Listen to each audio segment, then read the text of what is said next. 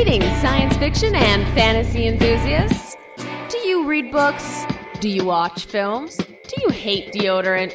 Then welcome to our podcast. You're listening to No Deodorant in Outer Space with Ryan Sean O'Reilly.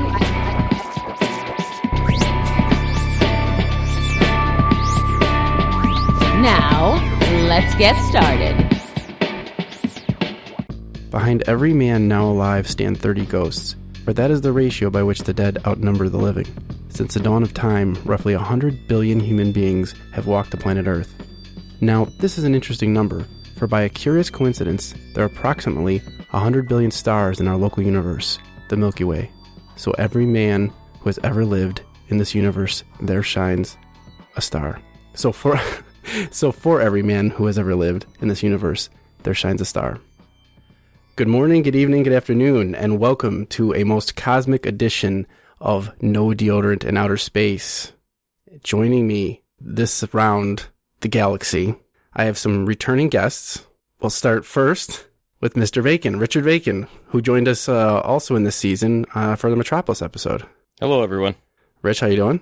I'm doing all right. How are you? Pretty good. Have you read any or watched any good sci-fi or fantasy or horror or anything recently? Good sci-fi or fantasy? Oh, let's see here. It is the season, so I was revisiting some Vincent Price classics. Oh, so nice. I was watching The House on Haunted Hill, not The Haunting of Hill House, which we were talking about the series before. We're covering that this season. I just heard that. And let's see, other than that, no, I get maybe an hour of television watching a week these days. So right now... Bravo. Yes. So right now, the wife and I are on Game of Thrones still, which I mentioned to you at last podcast. So now we're on that's fantasy. Yes. So we're on the last episode of season 5. Don't give me any spoilers. Anytime someone tries to go, oh, did this happen yet? I hate all of you.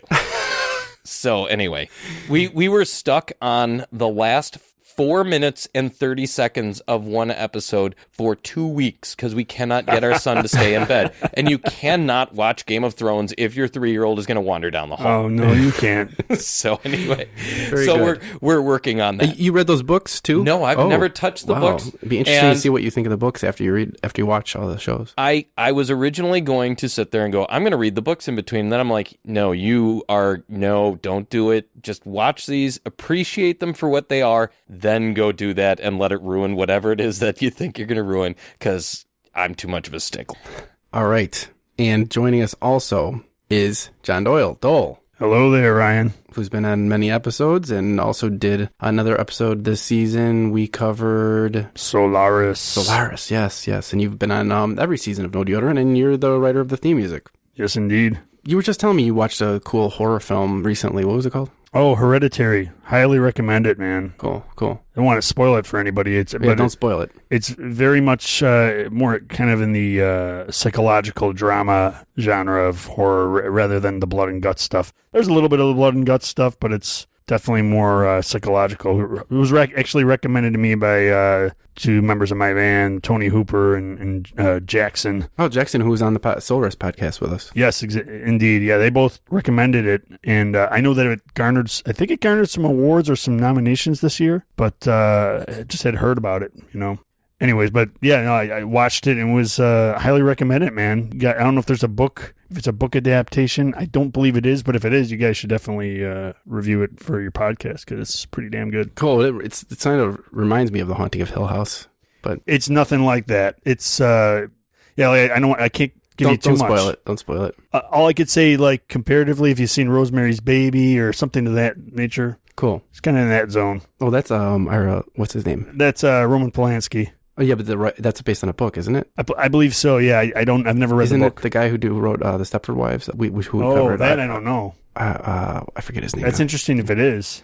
I'll have to look that up. But all right, I was just telling you, Rich, the pillow that's shielding the wall behind you fell. If you could, I don't know if you can reach it and just put it back up, balance it, just like back here like that. Get that acoustical treatment happening. I saw a pillow. I did not comprehend what it was. Oh yeah, the guys are here in my condo, and I have like pillows and blankets hanging up all over the place to get some excellent audio quality for the podcast. Sounds good in here. I've watched 3 seasons of Signing Time, and I've just got to say, you need to work a bit more on your sign. Your mom would be disappointed.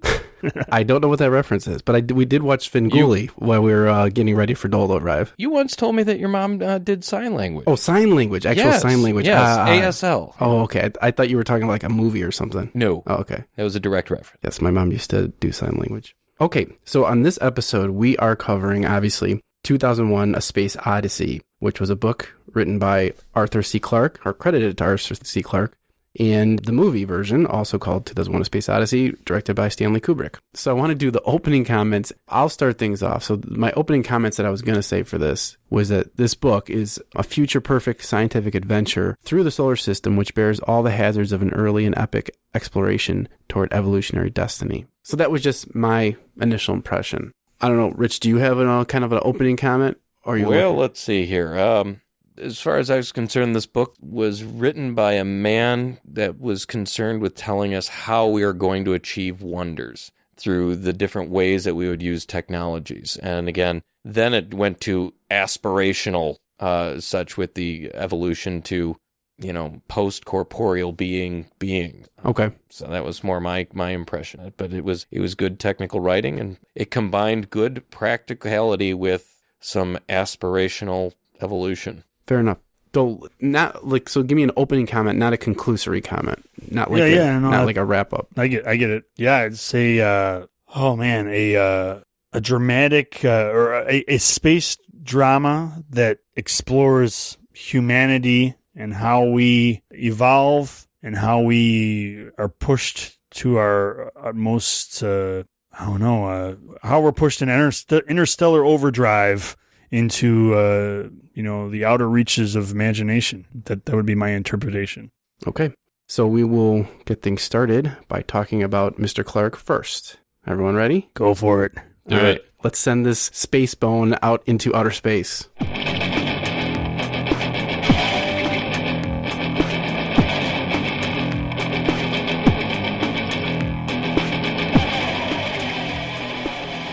Arthur C. Clarke was born December 16th, 1917. He died March 19th, 2008. He spent his boyhood in, I think it's Minehead, Somerset, England, where he collected fossils, gazed at the stars, and delved into American pulp magazines of science fiction.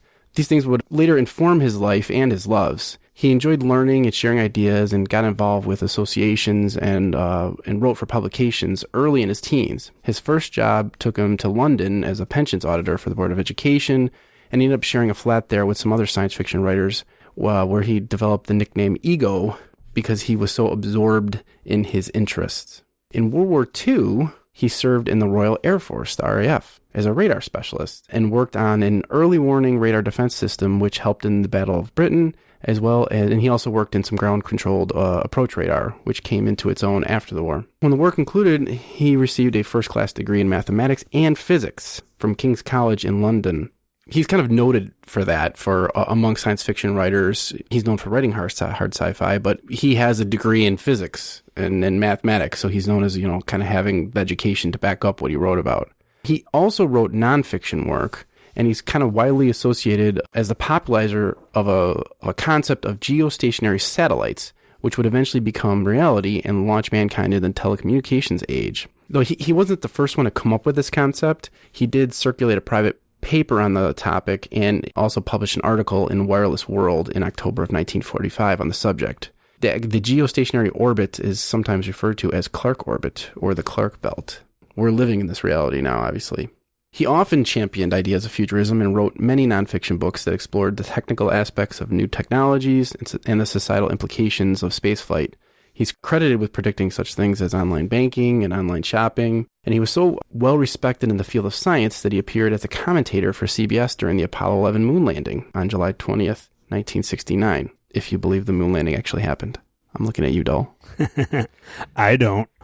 Later in the 1980s, he garnered even more popularity by hosting 3 television programs, Arthur C. Clarke's Mysterious World, Arthur C. Clarke's World of Strange Powers, and Arthur C. Clarke's Mysterious Universe. These shows investigated unexplained phenomena and the paranormal with far-ranging topics containing the eponymous episode titles such as UFOs or Secrets of the Pyramids, Metal Bending, Magic and Mind Over Matter. I kind of remember this era when we were growing up. I think didn't Time Life Books come out with a series on all this kind of stuff? This telekinesis and stuff, and Oh yeah, I remember that. There used to be like it was like a TV series or something. it was no, it was a TV advertisement they do. Oh you yeah, know, for those books, yeah. for those books. I always wanted to own those books when I was younger. Yeah. They had like the UFOs, the Satanic Panic, all kinds of crazy stuff like that. Yeah, I just feel like this was a real era. Like, I feel like this, I wonder if this is when Stephen King came out with Firestarter, which was like a, sort of a telekinesis kind of plot with a girl that can start fire with her mind. But it was like a big fascination for people for a while. Well, Carrie was 1976, so I mean, that would have predated. Firestarter the movie, Firestarter the book, I don't know when that. I don't know. Yeah, well, Carrie, I think, was his first book. Yeah, that's right. Yeah, Firestarter would have came out after that. Yeah. Clarke was interested in the paranormal earlier in his career, and especially in his famous novel Childhood's End, but became delusioned with the idea later. Regarding the possibility of alien life, he had a quote that I saw on Wikipedia that I'll read. He said, "Two possibilities exist. Either we are alone in the universe, or we are not. Both are equally terrifying." So he often explored utopian futures and the evolution of humans into something close to gods, which evolutionary idea he drew inspiration from in the earlier readings of like such authors as Olaf Stapleton, who I haven't read, but I think, when he was younger, this stuff kind of stuck with him. Clarke married an American divorcee from Florida in 1953. Actually, C.S. Lewis, I think, also married an American divorcee. It must have been the style of the times. What does that refer to? He married a divorced woman from America. Okay. They both did.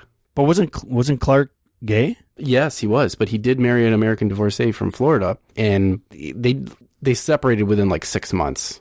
He found out that she held a strong Presbyterian belief, and they didn't get along, so they separated, like I said, after 6 months. But for some reason, it took them years to formalize their divorce. But yeah, he was briefly married. That was part of the reason why he moved to Sri Lanka, wasn't it? That's one piece that I remember reading about. Because there's homosexuality? Yes. Yeah, I think because there was because they were more tolerant. Yeah.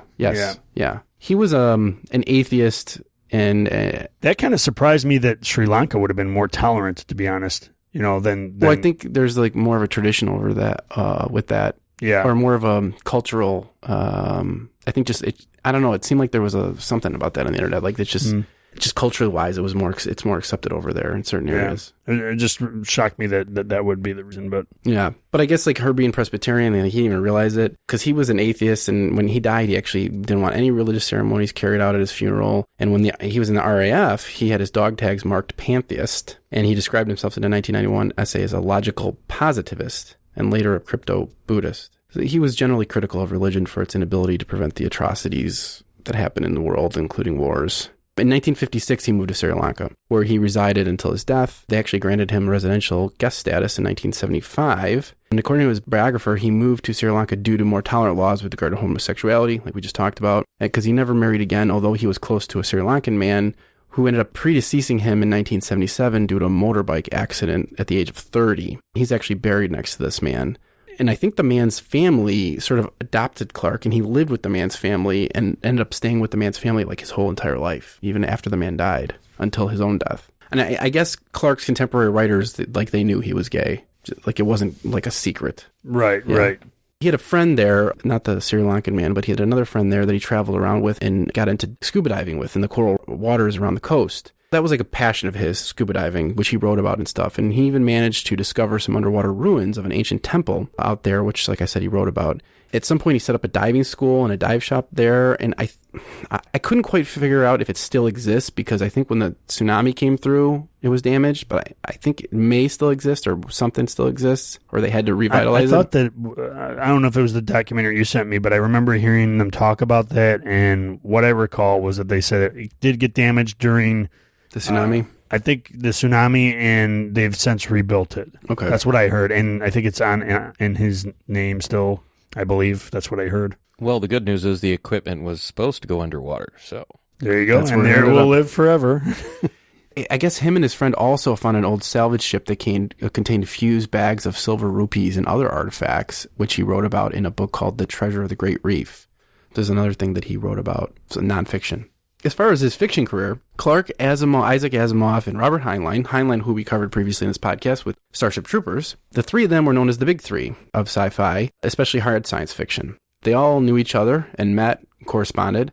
Clarke and Asimov tease each other in public as to who was better, eventually calling a treaty and agreeing that Asimov was a better science writer and Clarke was a better science fiction writer. Heinlein befriended Clarke after the publication of one of Clarke's nonfiction works in 1951 called The Exploration of Space, and the two were friendly for many years, and Heinlein even visited him out in Sri Lanka, and I think the Sri Lankan government might have even provided like a plane or a helicopter for them to travel around Sri Lanka while Heinlein was visiting. Unfortunately, though, this relationship soured when Clarke testified before Congress against the Strategic Defense Initiative, which was the defense of the U.S. from attack by ballistic strategic nuclear weapons, which would have been like intercontinental and submarine launched ballistics. I think that's the Star Wars program from the Reagan administration. Correct. Okay.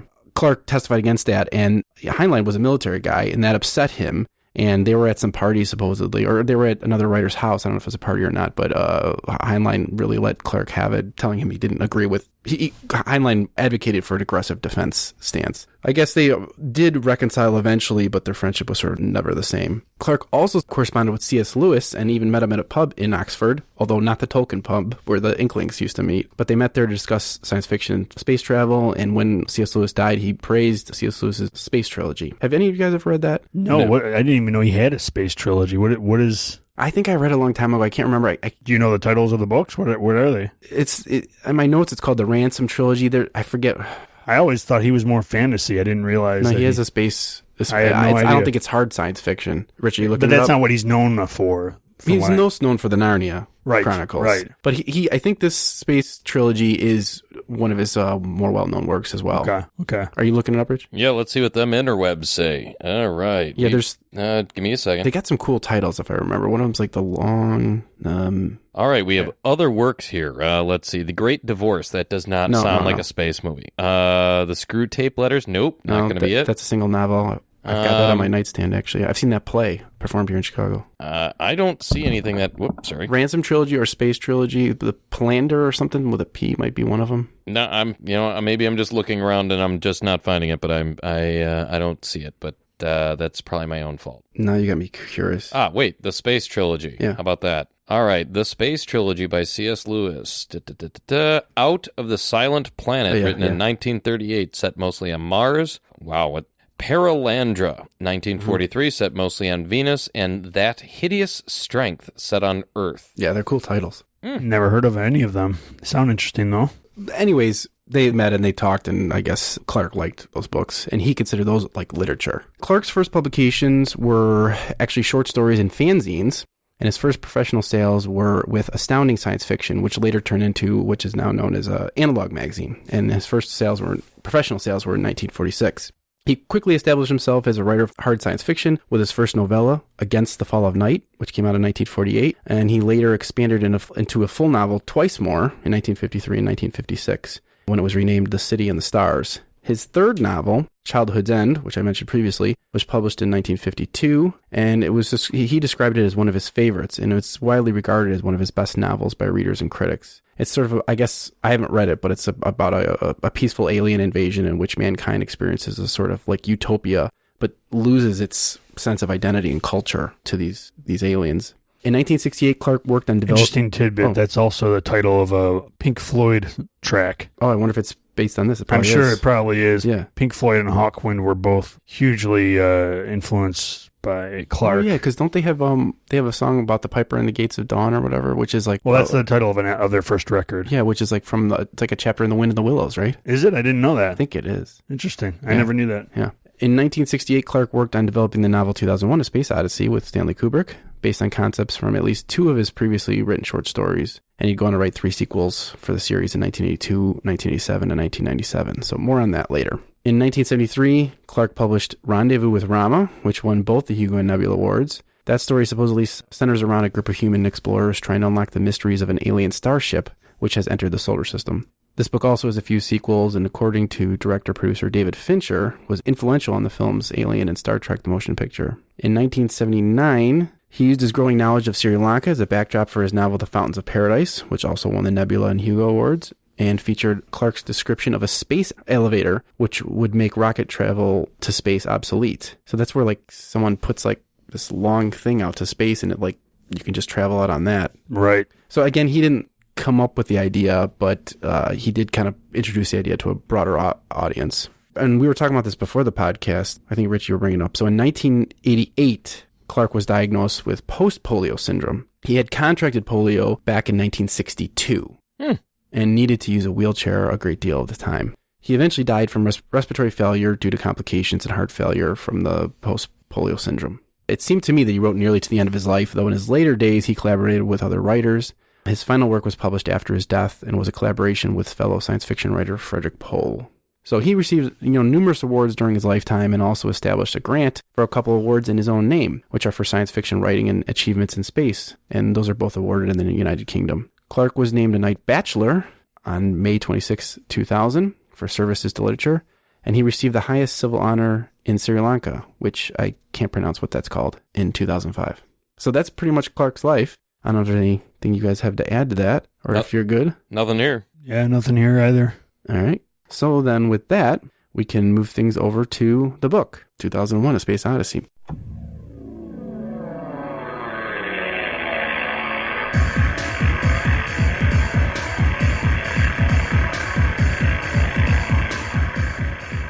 So the book was published by New American Library initially, and it came out in 1968. Here's going to be my attempt at a synopsis of the book real quick, which is going to be horribly flawed, and you guys can feel free to make fun of it. This is a story told kind of in parts, starting with the mankind's mysterious beginnings and developing into an alien mystery of evolutionary consequence that starts with ape-like beginnings and progresses to the moon, and finally ends far out in the solar system. The story centers around the discovery of strange monolithic structures of extraterrestrial origin that pop up at key moments to influence the advancement of mankind's species progression, so that we can also sort of join our place among the stars. That's kind of my quick and dirty summary of the book. Fair enough? I think it sounds like a fair summary. Yeah, not terrible, yeah. Good. We'll just stick with not terrible. It wasn't horrible, as you described it. Good. Just to kind of open things up, my first general comment, without getting into the specifics of the plot, we can kind of get into the chronology of the story, but my initial impression when I finished reading the book was like that this was like sort of almost like a travel log. I mean, at parts when I read this, and it's not a long book, and there's a lot of, I'd say, white space with the chapters ending, and then you kind of have like, room till you get to the next chapter. It's not dense, even though it's sort of talking about dense things as far as technical stuff. I think Clarke is kind of an expert in not weighing you down with technical stuff. Yeah, he definitely got to the point, I felt. Just moves on once he spoke about a subject. Even just talking about the early man section was like very deliberate chapters. Like, hey, this is what happened. On to the next thing that happened. No fluff in between, which I appreciated because I don't like digging through fluff. I want to read. I want to know what happened, I found him to be very technically direct. I mean, like, it was good, concise writing. It was good storytelling. It, as you said, didn't weigh you down with fluff. I wanted to thank Ryan for picking this book, mainly because You're welcome. Because it wasn't Metropolis. The Metropolis read, Dole, I think I got the book in the car, but if I gave it to you, you'd never talk to me again. So it was a hard read. Yeah. Oh, that was technically a translated book, wasn't it? Yes, it was. Okay. But this was an easy read in that it was direct. It conveyed everything. Yep. There was no anyway. The other one did some fun. But anyway, just trying to say thank you for at least for getting something that was competent, was good, technically proficient, no complaints about it. Would you guys say that there is a poetic quality to his writing, although he is not flowery with his words like maybe Ray Bradbury, but the way he's able to describe technical stuff, it almost does have like a flowing way to it. I don't really feel any poetry in his writing. I mean, not that he's not creative. I think he's a very creative writer, but I don't feel... Yeah, I definitely do not get the Ray Bradbury vibe. Well, different than Bradbury. No, I understand, but I don't get his use of linguistics as being flowery in any regard. I think it's very to the point. Now, this is the only book I've ever read by him, so I don't know what his other writing is. And I hasten to say it's possible that he gets to the point in this book with purpose since he was collaborating with Kubrick. So maybe with the way he approached this book, he had to, in a certain sense, chop out the fat in order to give... Well, that you're talking about, that's not really a sentence level critique, right? That's more like a plot or like whatever. Yes, but I think that's what I'm trying to get to is that, maybe that's part of the reason why, not knowing his other work. Yeah. And I am actually myself intrigued on reading Childhood's End because I've does sound heard good. of that book for many years and I've wanted to read it. But yeah, I mean, I'll probably read it now that I've read this. Mm-hmm. But what about, so Rich, what about you? On like a sentence level, did you feel like there was like, I mean, I guess I didn't feel it was like flowery, but I felt like there was a flow to it. He had a good direct writing style, but I would not describe it as poetic in any way, shape, or form. Mm-hmm. Yeah. I think he did a good job of embedding the technology talk and embedding what he was speaking of within the story, not just saying, this circuit activated this, but he was good and direct. He hid the technical specs in his writing. I mean, like the scenes where they're talking about Haywood when he's already in the space plane and looking down at the spaceport, and then basically conveying the massive effort it is just to launch the ship, or the different ways that they're doing things. I mean, like, it carried it across, but it was not... I got to disagree with the poetic part of it, but I found it to be very technical, but it was good storytelling as well. But I guess I felt like the way he ended the chapters, and maybe this is nothing special because usually writers want to end in something that's interesting if it's not like an outright cliffhanger. But I just felt like the notes he was hitting with the ends of the chapter were somewhat poignant to what was going on, and sometimes he'd key off things that would just kind of make you a little bit more contemplative, thinking about what was going on with the story or what was going on or what happened in the story in juxtaposition to what is going on with our species. And he just would like make you focus on things that kept you into the story. I think I'll say one thing here that maybe you might be alluding to that I could see as a nice way of how he, I guess, left it open to the reader to interpret, just in the sense of how he describes things almost from like a very high level of kind of like, juxtaposition of a person observing all the things that happen, everything from the early man, like almost like we're the monoliths watching this stuff happening. He doesn't really go into a lot of description of why the monoliths interfere with man or exactly what they're there for or anything of that nature, but you get enough info for you to kind of derive your own interpretation. And the way he does that, maybe I could see the way he delivers that is a little...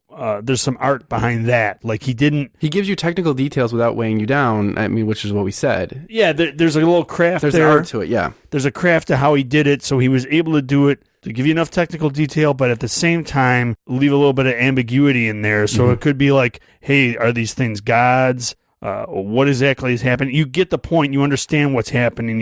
We all got that the monoliths are integral in the development of mankind and our future, or whatever. I mean, everybody gets that out of the book, but he doesn't really get into the detail of, well, what is the real reason that they're there or anything, and he kind of leaves it open, Well, I kind of disagree on that. I thought he was very specific on a lot of that stuff. I mean, it's not like he named the species and told you about the ship that dropped the thing or anything like that. Right. So I agree with you in that. In the vagaries of those details, it's not like the T-Wing came by and dropped it via a winch and installed it over a 3-hour... Yeah, he didn't give you any of that stuff. But, I mean, especially later on in the book when they start talking about how the species that did the monoliths originally basically have moved on, like, 2 or 3 steps past that, and it's almost like beyond their capacities. He did kind of go back and explain it, but in the narrative. Yeah, but I guess what I'm getting at a point, he does provide some explanations. He does, but he doesn't give you everything. Like I think he says, well, yeah, they left it behind, and they never really had any intention of coming back, or we don't know if they come back. But at the same time,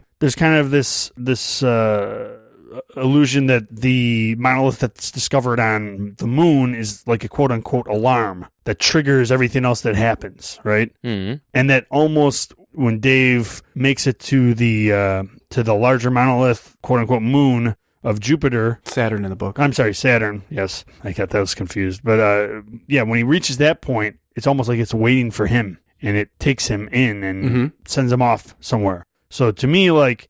on one hand, Clarke says, well, they just kind of left them there and they're gone. But at the same time, it seems like, well, no, they haven't really gone anywhere. They've been waiting all this time, and we just set off the alarm, and you know what I mean? I mean, I agree with you. He provides explanation, but he doesn't, it's not certain explanation. Sometimes he's just like hinting at things. Yeah. And I guess that's what I might have been getting at. I mean, I thought at some point that the POVs, the point of views for this book, it jumps around, and I think at some point we're even getting a point of view of the aliens or the monolith. Well, that I got that sense throughout the whole book. I felt like the whole book is like jumping around to different perspectives. Well, I felt like the whole book was really high level. Like, you're not the monoliths or the aliens who created the monoliths, but you're out there with them. Like, you're not in the same hemisphere as the humans there. You're there at the dawn of man, and you're there when they reach Saturn. So like, you've been there the whole time. But he gets you, like, so the first character is Moonwatcher, right? The man ape. You're in that character's head, but I think at some point he almost gives a description of like what the monolith is perceiving. Yeah. But he speaks about all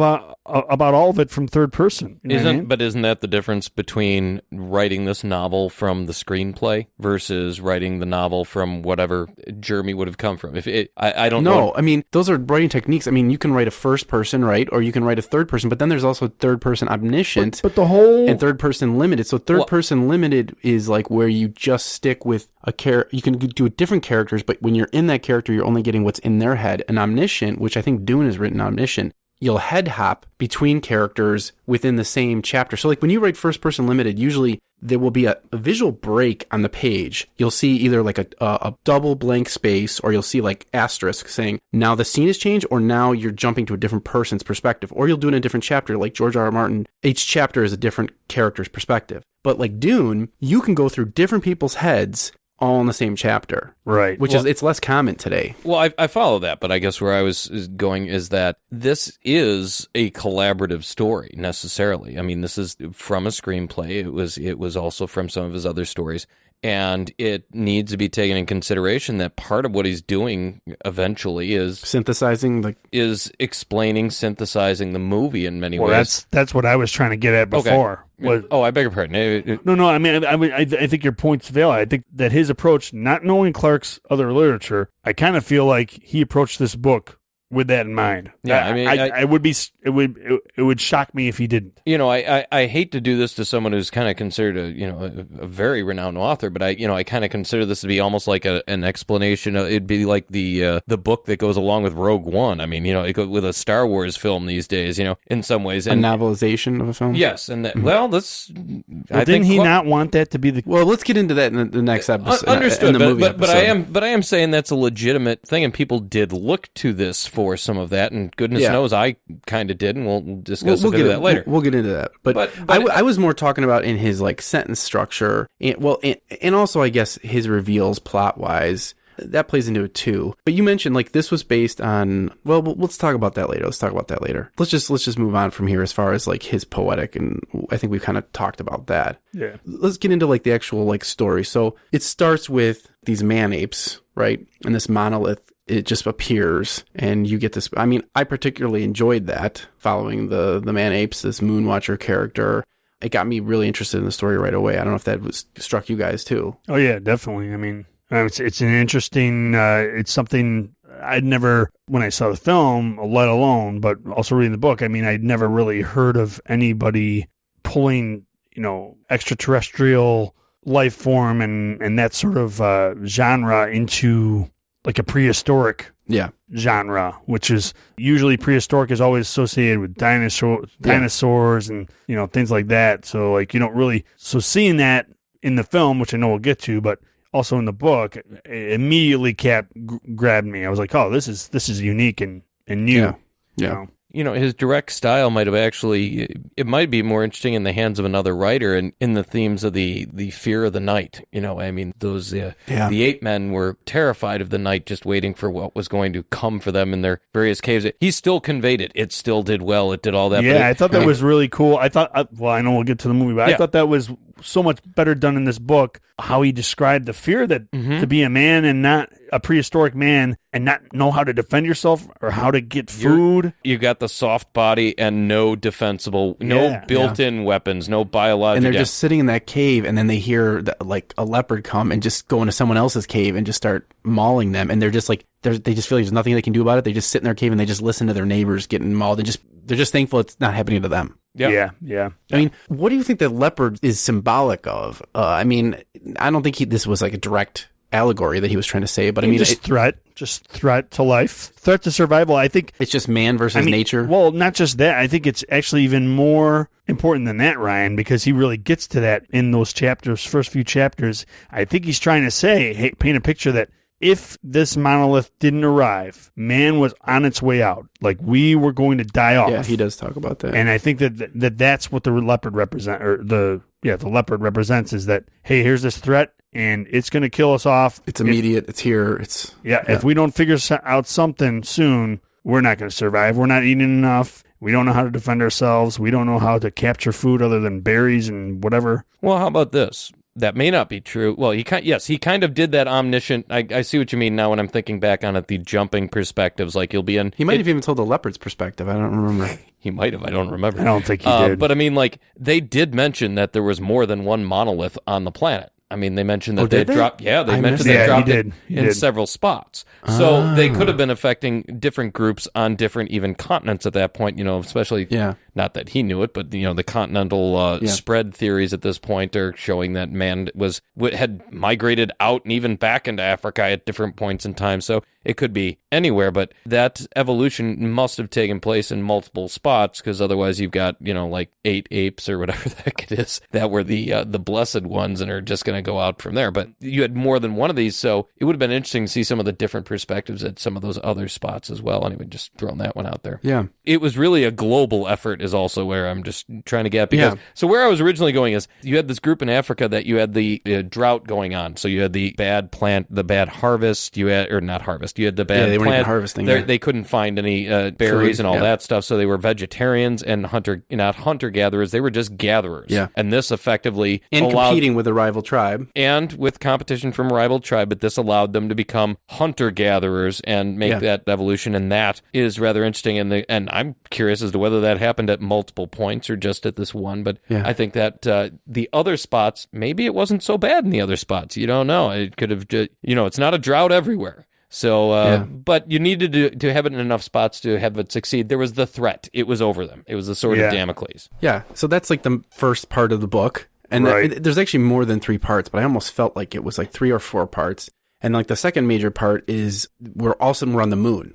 I think I saw this film first. So, I mean, that wasn't totally crazy. But if you hadn't seen the film, it's just like, it's a huge jump to go from this early man. And then all of a sudden now you're traveling to the moon and you're with a different character. Although you could almost look like... Would you have preferred if Moonwatcher was on the plane going to the moon? Well, I think almost narratively throughout this story, we're almost with Moonwatcher's spirit. The evolution of, the Dr. Hayward or something, I think his name is, Haywood. He is sort of the continuation of Moonwatcher. Moonwatcher is looking at the moon, and then the next character is going to the moon. It's his, I can't find the right word for it right now, but, it's a continuation of... It's like foreshadowing almost. Yeah.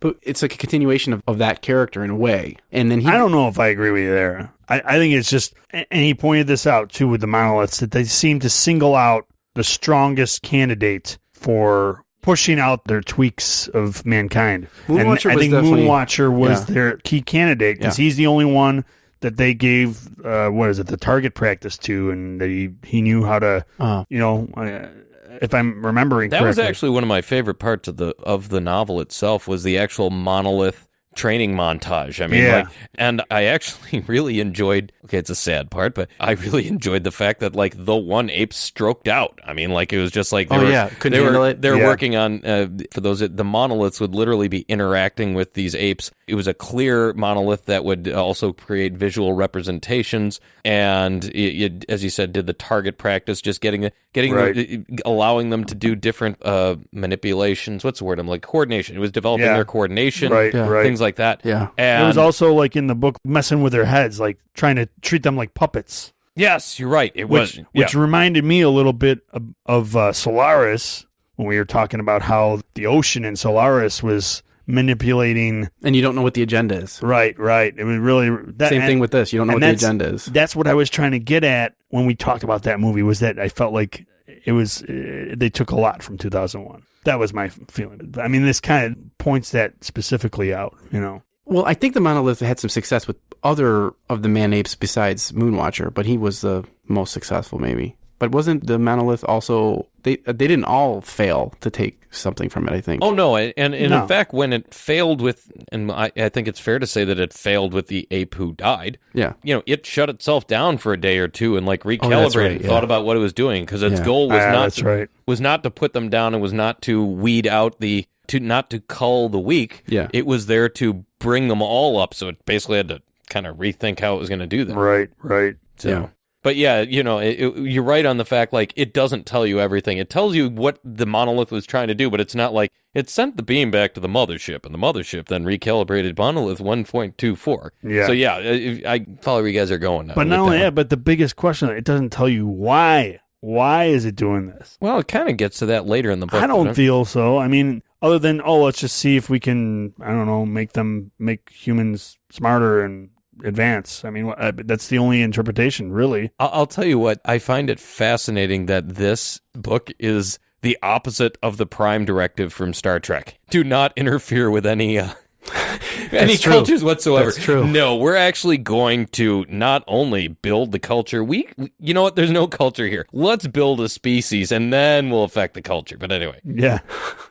This monolith comes on Earth, that all happens, and then we go to the moon, and mankind has made it to the moon and is, I don't know, there's basically like a science team there, military, paramilitary team. You're skipping some stuff. They basically, they already have they've colonized the moon. Sort of. I don't know if I'd call it a colony. That's what I was getting at. I don't know if I'd call it a full colony. I seem to recall there being like hundreds of people living there or whatever. They have children who have been there who've Yeah. never been home. That's true. Yeah, I guess I'm thinking about they went to that one site that was like off the colony, I guess. Well, yes, but yeah. So, right. Yeah. Now, Right. didn't the Soviets have their own colony? Yeah. Yep. Okay. Because there was a separate door for the Soviets to go to Soviet. That was in the station. That was on the station, but Yeah. I believe the Soviets had their own colony on there as well. But anyway, the point gets to be, you've got children there. I think they said she was 4 years old or whatever, but she looked like an 8-year-old because the gravity was so light. Basically, she would grow Right. taller and faster and all that kind of stuff. Yeah. Anyway. They go there, and then they've made this discovery that the United States has of another monolith that was buried. And so they bring this doctor up there to go see it. And when he sees it, actually, light hits it for the first time. And then this siren goes off. Or, well, it's like a radio signal. It's not like a siren. It's not just any light, it's sunlight. Well, Because right. you remember when he first inspects it, he shines a flashlight or whatever LED on it, or I can't remember what it was, some sort of light, man-made light, and it just completely absorbs the light. Yeah. Like, more so than like just seeing a sheet of black paper. Like it's black, right? It's like charcoal black, but it completely sucks the light out. And then when the sunlight finally hits this thing, because it's not been exposed to sunlight, presumably for billions of years, when the sunlight hits it, it emits this like radioactive radio signal signal that shoots the signal all the way to Jupiter. Well, I think... Yeah, I guess it does. Sorry, to Saturn, right? Saturn, yes. Because they somehow, the other satellites in the area figure out that happened. And the whole thing is kept a secret from the Soviets, the USSR, because we have a brief encounter with like a Soviet citizen or astronaut in this, what is that, like the shuttle before he gets on the moon or something like that. It's like the main character is like friends with this Russian guy, and he doesn't want to run into him, but then he does, and the Soviet guy like kind of prompts him like, hey, we heard there's like a disease or like an outbreak going on in your colony. What's up with that? And the main character kind of plays coy. So like they're keeping the secret, well, not only from the Russians, from the entire world. Right. The secret being the discovery, not the radio signal. Right. Yeah. That's because that all happens before the radio signal. They find what they think is something not built by man, and they're sending experts up to go check it out, and they're not telling anyone what they found. And so they don't want help from any other countries or anything. The U.S. doesn't. Because they wanted to verify that it's truly from some sort of intelligent life. Yeah, but do you have the sense that they didn't want to tell people because they wanted to make sure it wasn't like that they didn't get it wrong, or they just wanted to keep it secret because they wanted to be the ones to... I think you had to give it enough time. Please keep in mind, one of the neat things, you mentioned the gentleman, Clarke's writing, they drop in there basically the reason why this light, the sunlight hadn't hit this when they had dug it out previously is because on a lunar day, goes along with the phases of the moon. So basically this crater will be in the light for 16 days out of the month or something like that. So it was that lunar night in this particular crater was like 2 weeks. Well, they discovered this, then they had to get there. They found the magnetism. They had to get to this site. They had to dig it then out. Then they had to call back to Earth, and they sent up the head of kind of like NASA or whatever it is. But that's who flew up to this. So, I mean, you have to legitimately go through some decision-making process to go, what is going on here? So I don't think you could expect that to be turned around and say,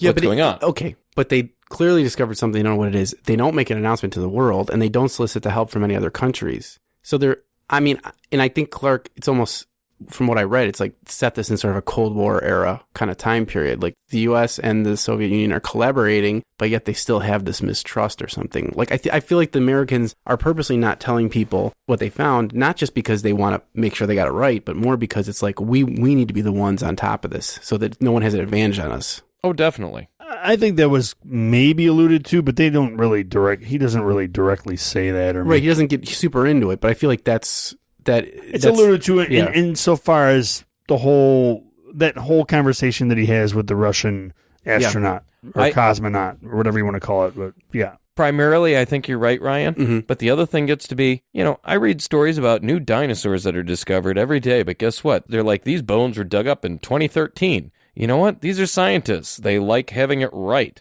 They want to know what the devil it is. They want to make sure that their study is valid so that when they send it back, the pundits aren't tearing it apart, and they want to know what it is and all that kind of stuff so that they can basically present a real, concise. They really want to tell you what everything is, not leave that many questions. So there is that scientific method as well. And again, something you discovered a week ago, you don't necessarily get on USA Today saying, this is what it is. Well, yeah. Well, and wait, hold on, because that's. But as I said, I primarily agree with you. Okay, I agree with you too. But not only that, but he overtly says, from Hayward's perspective, we wanted to make sure that we got this right, that this is indeed from intelligent life. He specifically says that in the book. The whole Russian U.S.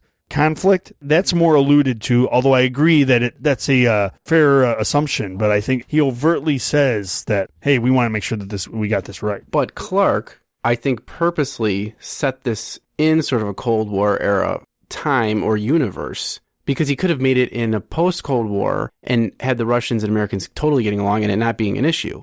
I think he purposely did this to show maybe the mistrust of mankind. And if you think about it, it's sort of echoing what happens with the man-apes, and you have Moonwatcher, and then there's a rival tribe that Moonwatcher has to show off to, and it almost shows how we've advanced, but we haven't totally advanced. And I think if you get to where this book's going, this is sort of a sub-theme. Yeah, but oddly, when you had the Moonwatcher chapters, he basically was saying, learning how to kill is the greatest advancement that we could do. Yes, at the time. And I think what Clarke is trying to say, here's the progression, and we're going to eventually progress to something different. The way the book ends, I feel that, that's what he's trying to say. Well, that's a peculiar subject that we need to talk about probably a little bit later. Yeah, the ending is the whole thing, But anyway, so that's what happens. They discover the second monolith. Did any of you guys think? Well, it is a different monolith. The first one's crystalline, and the second one is a black monolith. I thought they were both black. No. The first one was clear. Yeah, was it? In the book. Yeah, or it was clear or whitish clear.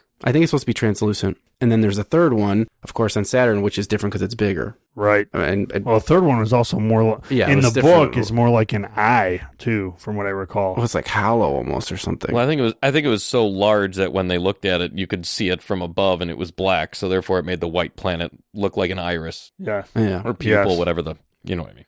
I think that's how that part ends, right? They discover it, the radio signal goes out, and they're like, hey, this all went to Saturn. What's up with that? And then it closes out, right? Yes, but they also made sure to, again, weaving the technology in. The Mars station, they mentioned I believe they mentioned there was a station on Mars, not just a satellite. That picked up the signal going by, and then it mentioned...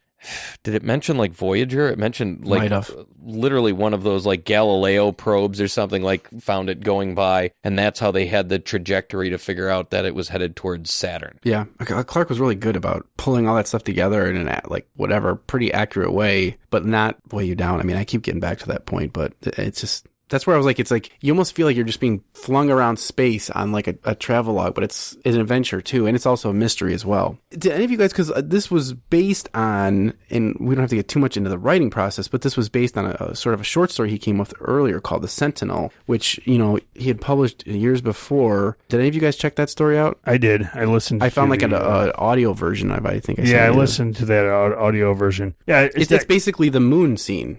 More or less, it's similar. Well, it's not exactly the right. same, but it's similar. Yeah, did you watch it, Rich, or no? Or listen to it? I read it, and I'll try to post some links on It was online. definitely a seminal start to this novel. Yeah. But it certainly had many differences. Yeah, they discover like a pyramid instead of a monolith, and it ends when there's actually, I think, a force field around it that they have to penetrate, right? Well, yeah, right. They nuke it. Yes. Yeah, they just blow the darn thing up. Yeah, it's like they spent like 20 years trying to figure out how to get past the force field, and finally they just nuke it.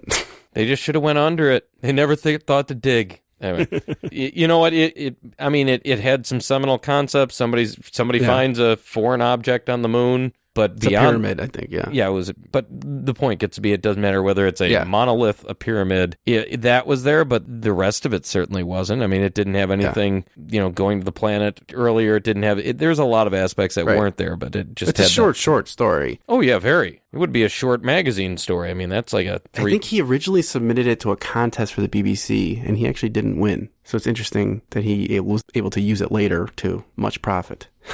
And then he had another story, I think, that he based the first part about the man-apes. That was called Encounter at Dawn. So that's another story that he kind of pulled inspiration from to write that part. The next part we go into, we have a whole new set of characters. And this time we have primarily one of them is the first captain, that's David Bowman, and the other one's his deputy, Frank Poole. And there's also, like, I think 3 astronauts that are sleeping in hibernation. And they're all in a spaceship that is traveling to Saturn. The moon, it's like a moon of Saturn? Jupitanus or something like that? Yeah. Can't remember the exact name of it. I didn't know the pronunciation. Yeah, and he's got he's got a spelling that's not common. It's actually supposed to be spelled with a J. Well, yeah, he uses the J, and it just brings me back to the Last Crusade. In Latin, it starts with an I. Anyway, because everyone's like, no, it's supposed to be started with an I. So anyway, Japonicus, I want to say it was something like that. Yeah, something like that. And they're on basically a long ship, or they're on a ship that's going to be for a long space flight, and there's the 2 crew guys running the ship. Isn't one of them in hibernation and gets pulled out of hibernation? That's how his part starts? No, I believe they switched every shift. Oh, he's just waking up? I thought he was that was just his daily dozen. That was just like his routine. He woke up at 8. He did like 2 hours of... So that's how that part starts, with him just waking up to start a shift? I think so. From the other guy. Okay. And then they've got 3 other crew members who've been asleep since the beginning, they're supposed to wake up when they reach their destination. And they're also being assisted by HAL 9000, which is like a computer mainframe that can run the whole ship, essentially, right? Right. He does a good job of showing like how mundane it would be to travel. I forget how long it's supposed to take them, years, right, to get there? I believe so. Yes. I think the other guys are asleep to cut down on supplies, or the use of supplies. So like, we'll keep these 3 guys supplies. So we don't have to use as much food and air and everything. I think it was a total of 5 years that they said, if I remember. Yeah, and it's a crazy plan. And we're back to Star Trek again. 5-year mission. 5-year mission. It's a crazy plan. They're going to take all these years to go out there. They can't even make it back. They don't have fuel to get back, right? The whole plan is they're going to go out there, and there's another ship that's supposed to be being built while this is happening that's going to go out there and pick them up when they're done. Correct. Because, originally there was the Saturn mission. No, wait. Originally there was the Jupiter mission, right? Then, of course, they got redirected to Saturn, and then they basically used the ship for Jupiter to go to Saturn, which is what's going to cause which is why they had to build another ship to come get them. Yeah, it's a crazy plan. Well, they were going to use Jupiter's gravitational pull to send them out there, to give them the push they need to get to Saturn. And by the time they reached Saturn, they were going to run out of fuel. That was the whole reason why it was a one-way ticket, basically. Yeah. And so Clarke does a good job of showing like sort of the mundane life they'd be having, and they have interactions back home. They're, I think, on an hour delay with their communications, right? They send something and then they got to wait like an hour, and then it's going to even be longer the farther they get out before they can get answers to their questions. Basically like a 2-hour process. Like I say, hey, Earth, I like spaghetti. 2 hours later, okay, here you go. Yeah. You get a good sense of their isolation and being out there in this ship. I guess pretty quickly things start to get weird because the computer, HAL, tells them that their antenna that broadcasts their communications back to ground control, it's got a part on it. I forget what it's called. There's a quiz later. You better learn. So like AE, it gets like letters and numbers. I forget, and it stands for something.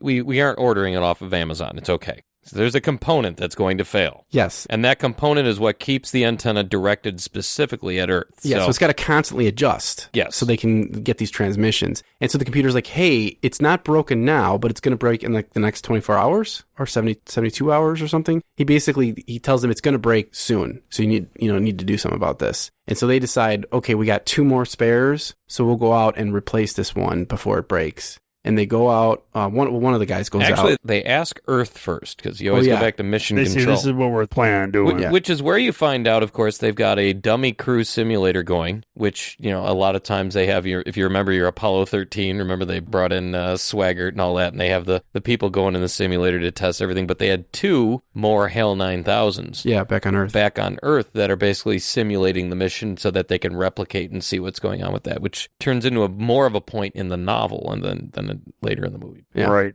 Ground control approves them to go out there and change it out. They do, and then they bring it back and they test it and they find out it's working. And they're like, what's the deal with this? And then I forget what happens next. Don't they just I think they report their report their findings, but I think they report their findings and then Earth reports back basically saying, "Oh yeah, well that's interesting that it's working." They're not too worried about it. I think they're like, but on the side note, we just want to let you know if your HAL 9000 reports any other errors of this nature, let us know because we're having some problems with the HAL 9000 down here. Oh, did they say that? Yes, they say something did. like that. Yeah, and that was the more interesting part. So with one of their HALs, not the that was kind of interesting. So basically this machine should not be getting something wrong. So if it's right, yeah. So if it reports any further issues like this or anything else like this, let us know right away because we might need you to do something. And by the way, I don't recall there being any mentions of perfection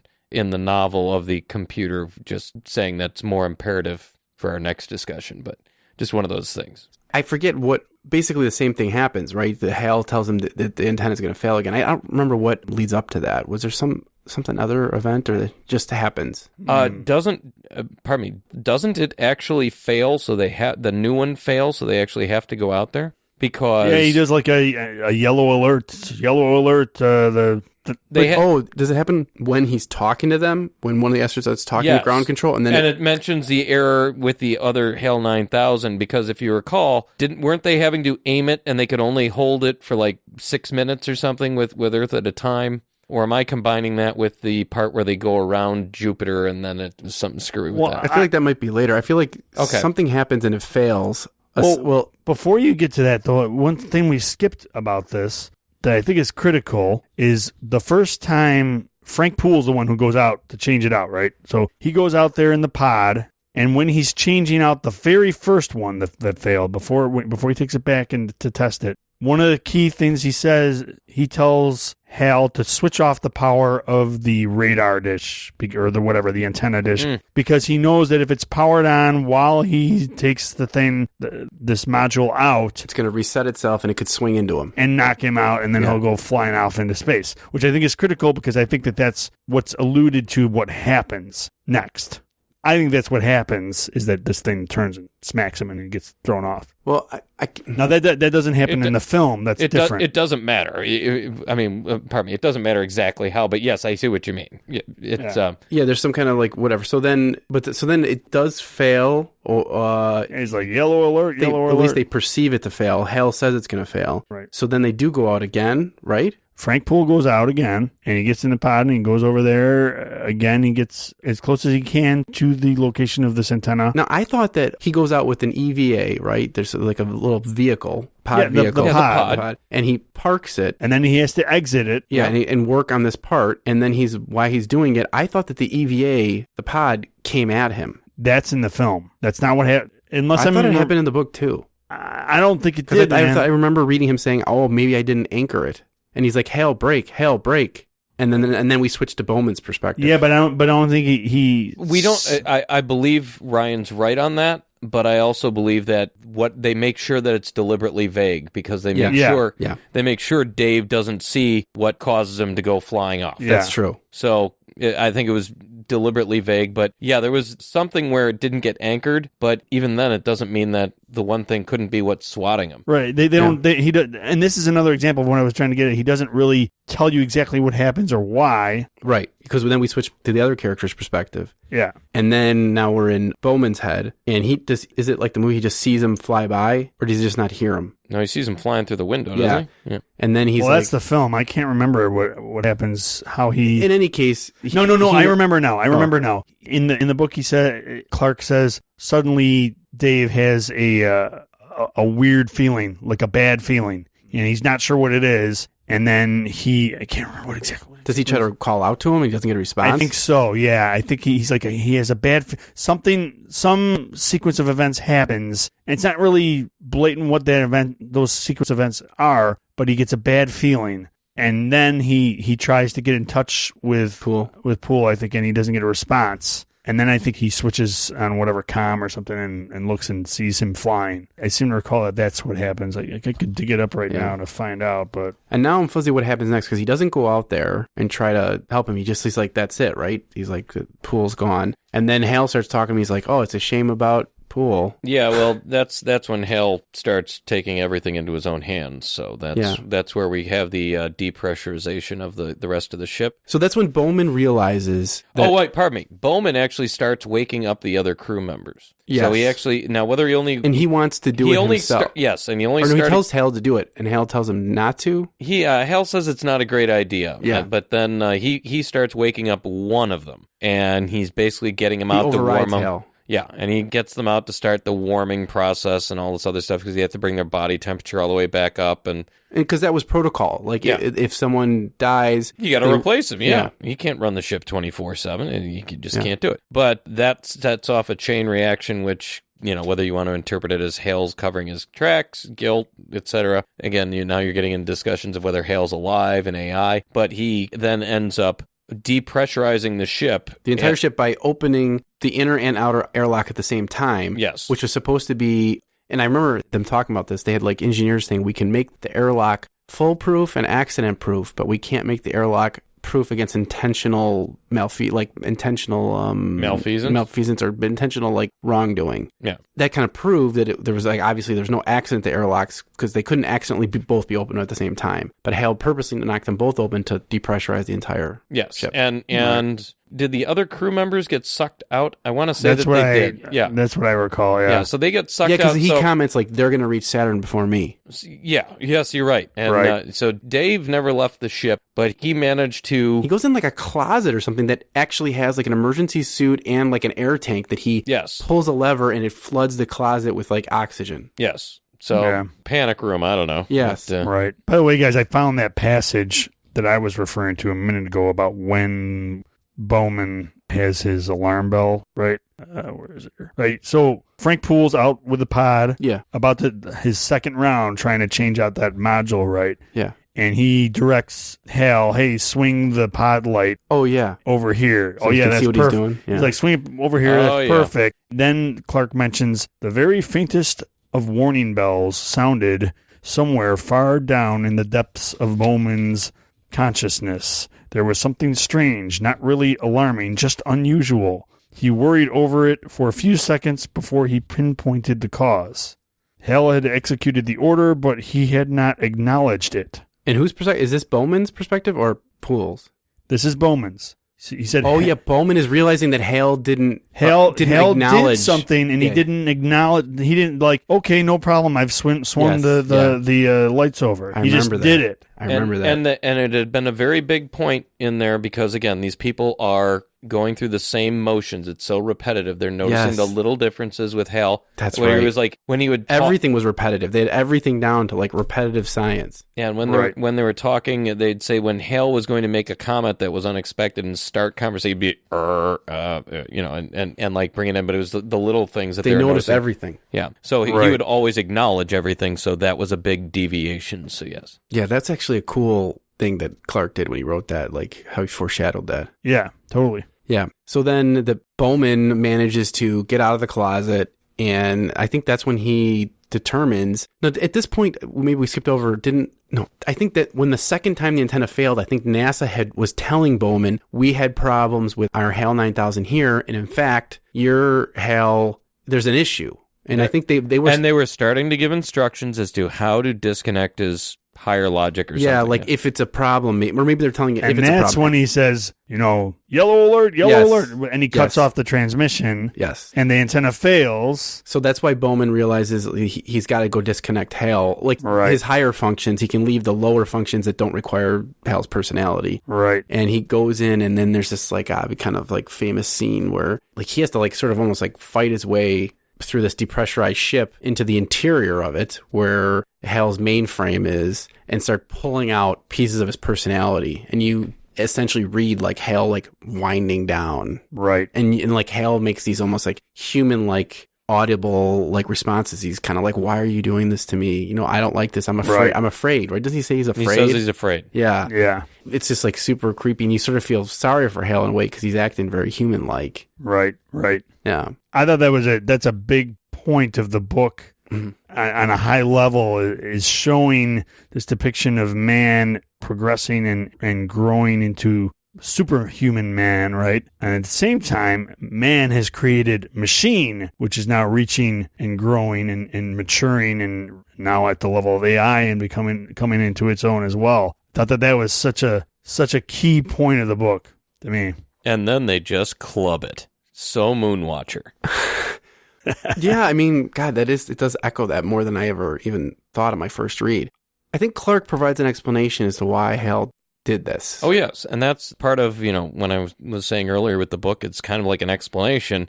There are points where they just flat out say it. And well, so let's get into this. Like, Rich, what did Clarke say, if you can recall, about like why HAL, who was programmed in the beginning, he's doing like why it became homicidal? HAL does a TV interview himself, like talking about how he's excited for the mission, he's going to help the crew out and all this stuff. So why does HAL do this, Rich? Because they asked him to lie. Yeah. Now, the interesting part gets to be that there was a degree of lying, and Well, set this whole up. What's going on with those hibernating astronauts? The hibernating astronauts are the ones who are actually going to potentially visit the planet where this monolith is. They may actually know the true nature of the mission they are on. However, the pilots, Poole and Bowman, they do not. So they don't even know about the monolith on the moon? No, they do not. They just think they're going on a space voyage. Correct. With not an alien purpose. Correct. They just know that this is, peculiar and whatever. So they asked. And those other guys were trained separately, and they didn't interact with them much. Yeah. Right. And asking the computer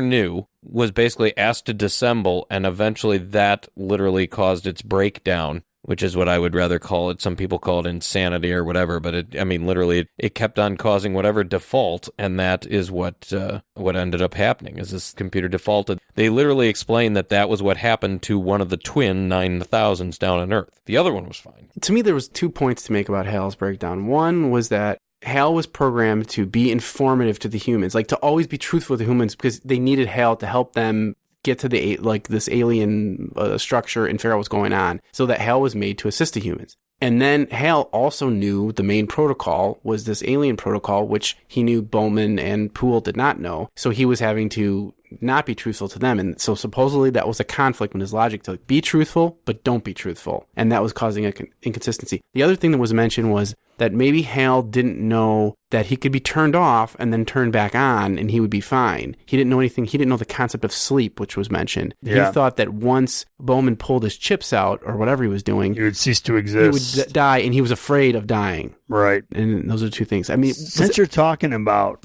HAL's death, do you find it interesting that on a high level, the monolith creators were toying with man and trying to grow us to a super, I know we'll get to that section of the book, but to make us grow to a superhuman thing, while we grew our AI, our computer personality to a certain level, and then we decided to destroy it in the book. Like that juxtaposition of killing our creation versus nurturing. Nurturing, yeah. Because that's what I got out of that.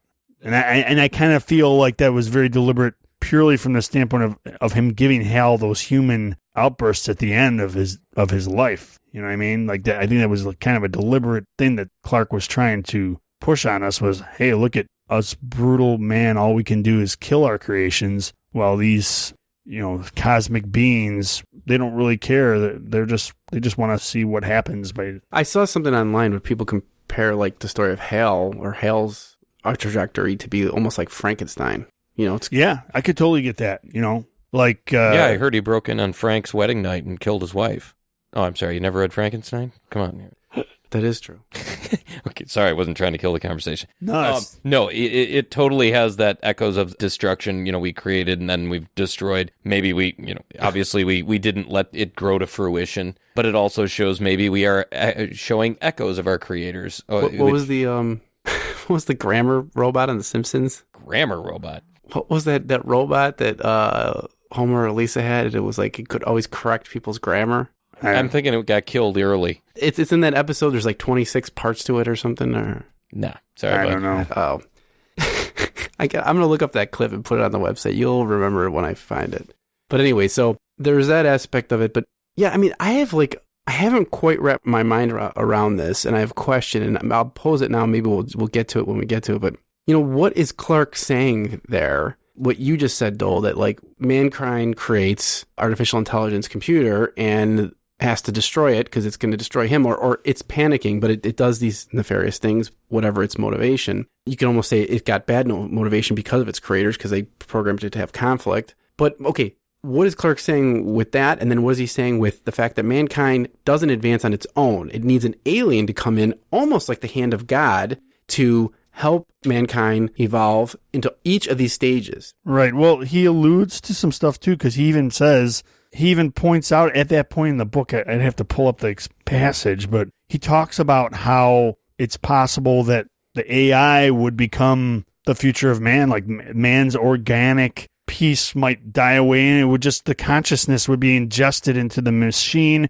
and eventually the machine would just become the ether or whatever, become what these monolith creating things are. Yeah, he alludes to all that, but my question after reading this book was just like, what is he saying that I mean, in one sense, Clarke is a positivist from everything I read. He's a futurist. He was smart about the future. He also was positive about the future. He was kind of negative about religion and things, but he was positive. And so I think he's trying to say, like, we're a community, we're part of a larger community that's going to be welcoming us in. But there's also, like, he's not saying that mankind's future lies in its own gumption and self-determinism. Because, like, the evolution of mankind in this book cannot happen without these aliens. The aliens have to show man how to become hunter-gatherers. The aliens have to, get man to go out to Saturn. And each step away, it's almost like, what are these characters actually doing? What's these characters' struggle to make it to the next level? I mean, they're not individually, right? It's more like society has to struggle to reach these certain points, and then that's the advancement of the story. Yeah, well, I mean, what do Frank, or what do Poole and Bowman overcome to reach Saturn? They overcome Hal. They don't have any internal struggles with each other. Well, I mean, on a surface level, think about this, right?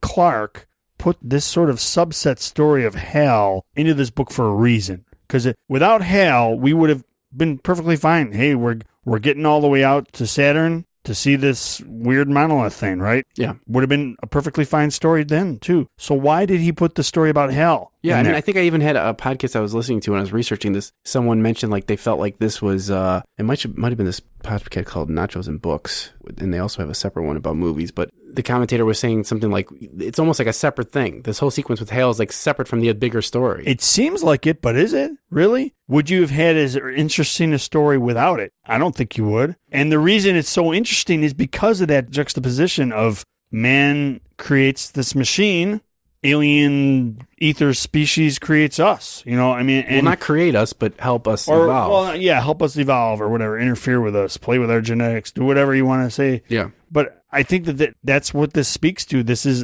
They're showing us as the creator and what our actions are and what happens when our creation doesn't do what we expected it to do versus what happened with these monolith beings when they interfered with our species and we didn't do what they predicted. What did they do as a response? Well, Rich, let me ask you, is Clarke saying that we're idiots? Well, I'm kind of going around my head trying to figure out my smart-ass answers, of course, that Hale does Please start off with that. Hale does this because it's in the script. Again. Wow. Well, part of it gets to be they're trying to make a movie. So then so what you're saying then is that it doesn't fit. It feels like a Deus Ex Machina or whatever. It's like, well, we need to add tension. Let's have Hal try to kill everyone. I think that it's exploring. This is a book about It's a book about futurism in many ways. Yeah. So I mean, this is hey, we've got this. AIs are going to be real. They're going to help people manage the ship. This is how things are going to be run. But this is what can happen. Yeah. And one of the things.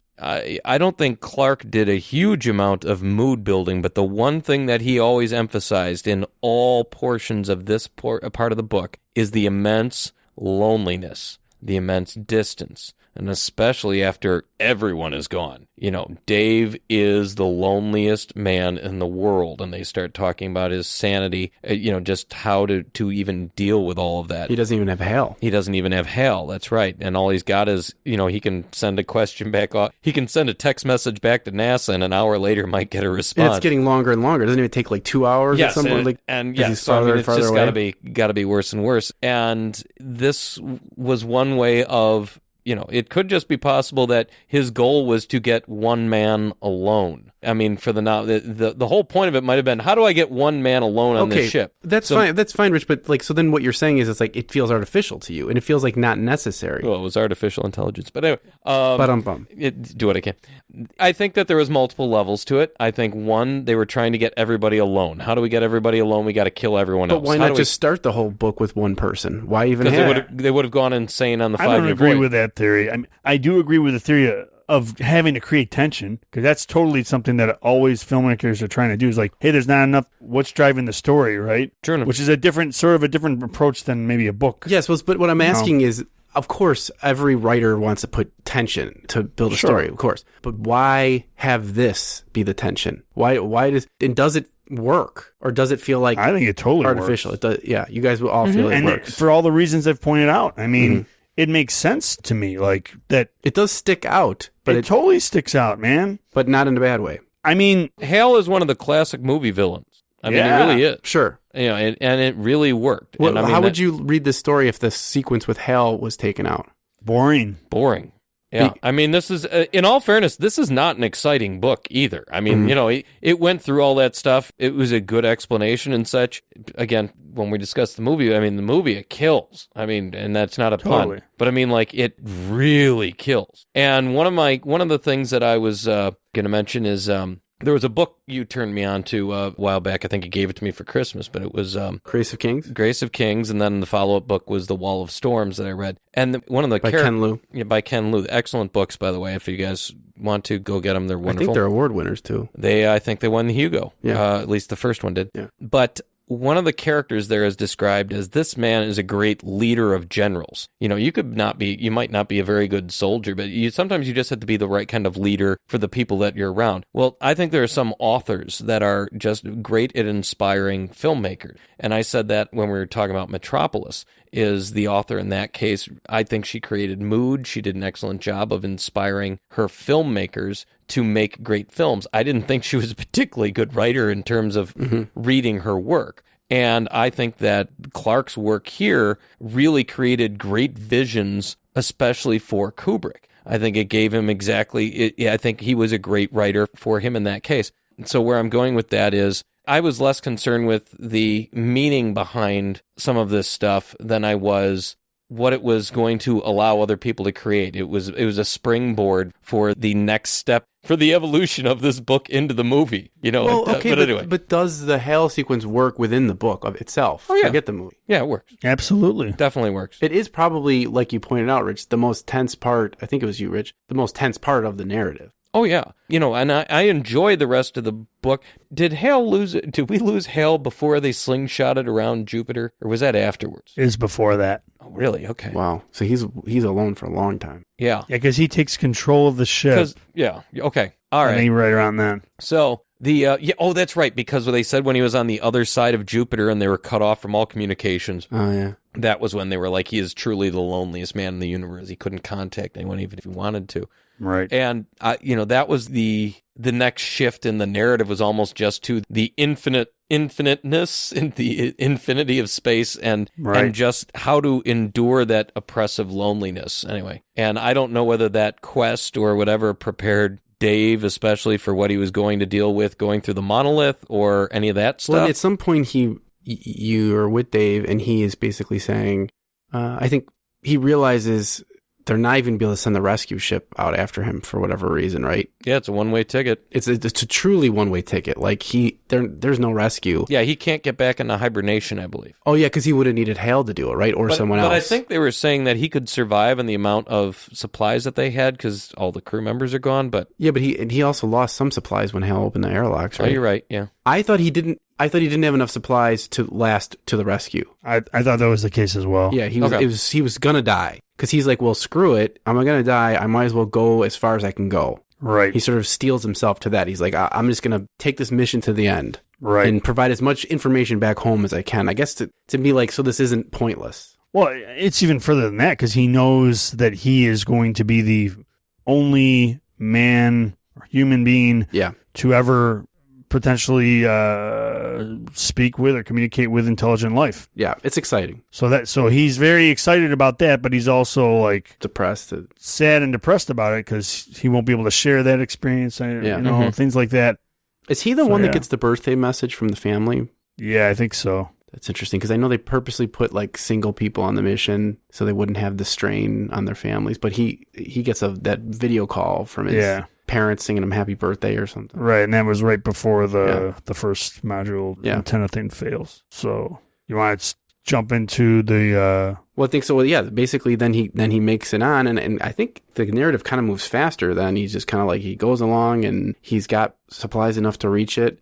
And then he finally is within the rings of Saturn, or he's by Saturn, and then and it's important because this one moon that he's going to interact with, doesn't he have only one chance? Yes. Yeah. So what he's got to do... It's one chance, otherwise he's going to wait like another 2 years before I think he'll die, right? Right. It's the orbits and such. So when he's got to swing his ship around Saturn's orbit to intersect with this moon and then get caught in the moon's orbit. Yes. Right. And if he misses that moon, it's going to take too long for it to come back around, and then the ship might do it, but he'll be dead. Correct. So it's pretty tense because it's in like... And as a result of that, like when he does make it in that trajectory, but then he realizes at the same time that he's like, I don't know, like it was like 100 or 50 miles off, I think still. I can't remember the exact distance, but he was still a ways off of the moon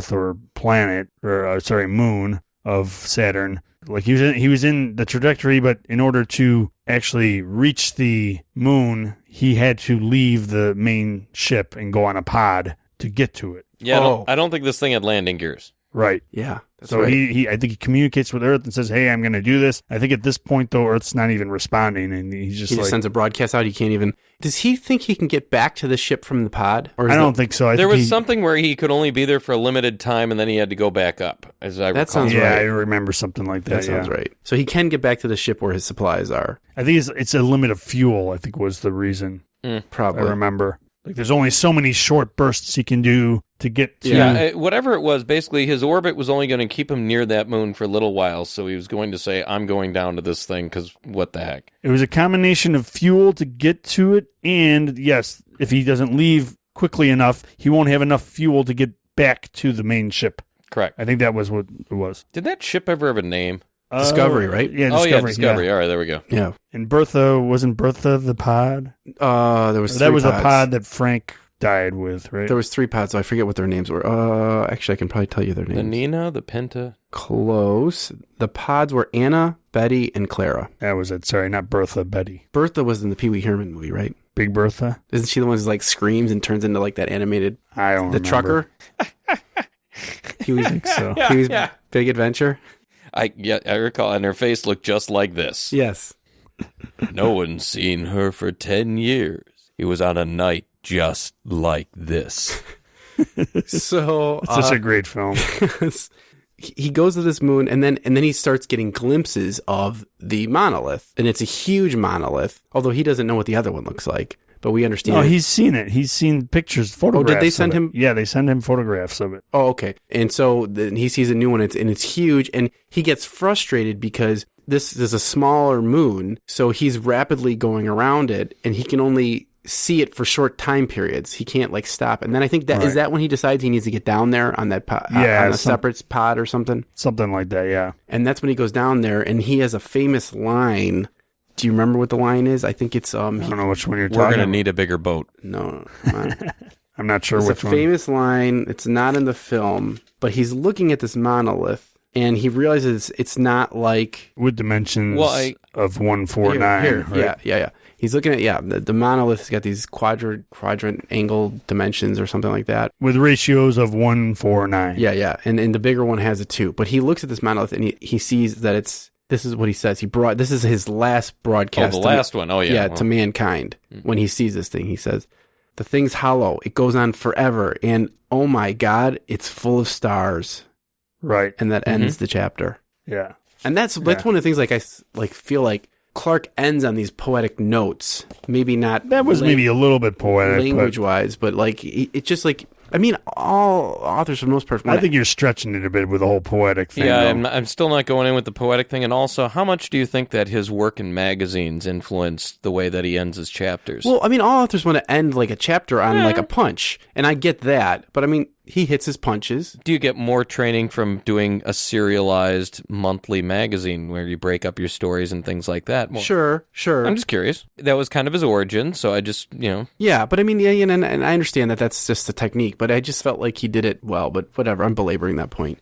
So I'll give you that one line. I thought that was a great line. That was poetic. Yeah, it was a great line because you're like... But the rest of the book is not. Well, because our two other experiences with this monolith... Which doesn't make it a bad book. It's just not poetic. But the first monolith is this crystalline thing that has like patterns and colors and shows weird things. Then you have the one on the moon that's just black and then emits a radio signal. And then you see this other one that's black and you're like, what is this thing? And then when he says that, it's full of stars. You're like, oh my God, what the hell?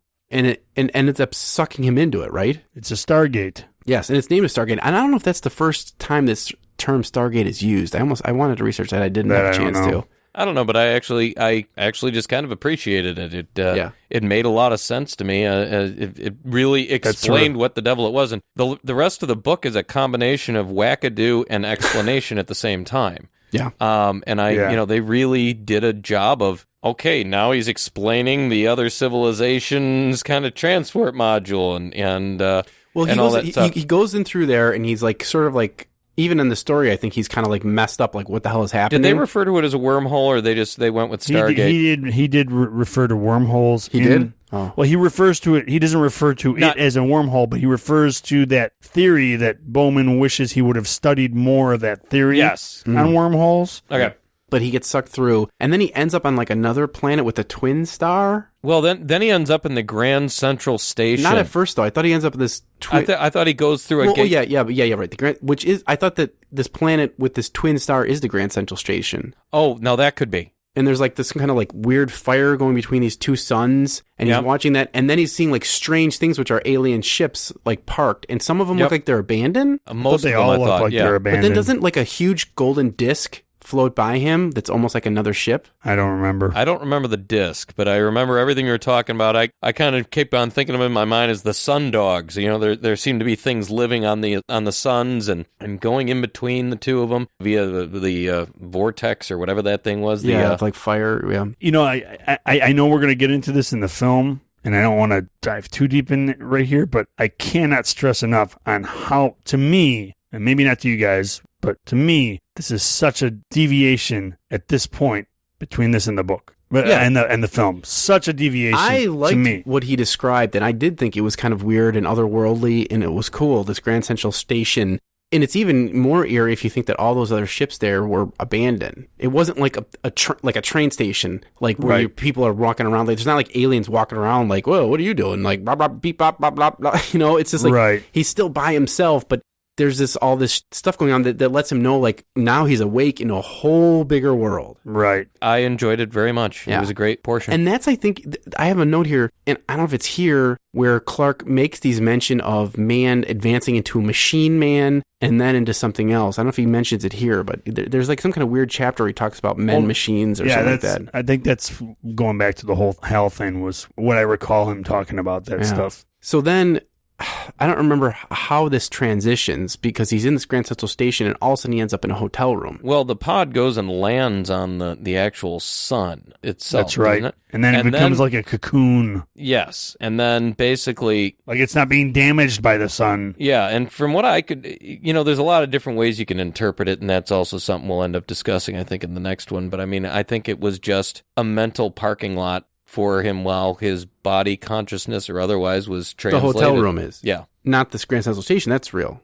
Right. Yeah. But I mean, like... How does he transition from the Grand Central Station to the hotel room? Does he exit the pod or no? Parks literally on the sun, And then- on one of these stars. And then what? And then, as you said, like this kind of cocoon forms around it. And then, as it said, it just kind of, all of a sudden, this room... He blacks out, I think, Yeah. doesn't it? Okay. Something like that? And then he's in a hotel room. And then he's in this hotel room. I think the Right. pod is in there, though, isn't it? Or- Yes, yeah. yes. So, I mean, like, he has to exit the pod because Into the hotel he room. literally has to make the conscious decision that nobody's going to build me a hotel room to get me to step out to Right. kill me now. Yeah, Right. he has to decide that to not wear a spacesuit. That he's right? safe. That that there's atmosphere. Yes. And I Right. mean, like, but I think, like, a lot of it was constructed from his mind in 2000 or whatever year it was that this actually occurred. Because, like, I think they said all the magazines are from, like, the year before, but then they don't have content. So a lot of it, they usually say, like, in dreams you can't read, So again, that's why I say this is just a mental parking lot while his body is reformatting. He's in a hotel room. Yeah, and he looks, there's like books and stuff, and he looks at them,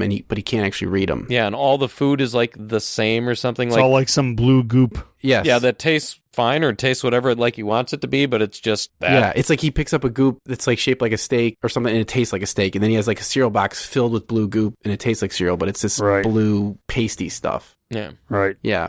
And then what happens next? Well, then he, like, there's a bed and he feels really tired, right? Yeah. Yeah. And he decides To sleep. Doesn't he take a shower first? Might have. I think he takes a shower and then He does go to sleep, I think. and then he just feels tired. He just lays down and goes to sleep. Then we get this idea that something's taking over. The monolith is taking over him or doing something to him now that he's fallen asleep. And Clarke specifically says, and he goes to sleep for the last time. So he's dead. Yeah. I don't know. He doesn't really tell you specifically what happened. He's He just changing, says, right? he's gone to sleep for the last time, so he's no longer David Bowman as we know him. Yeah.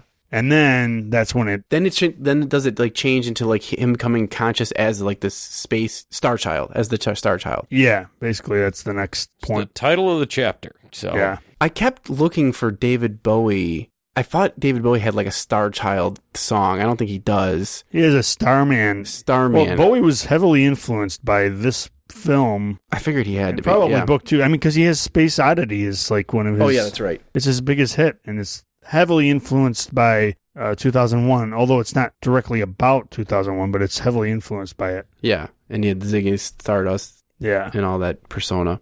Yeah.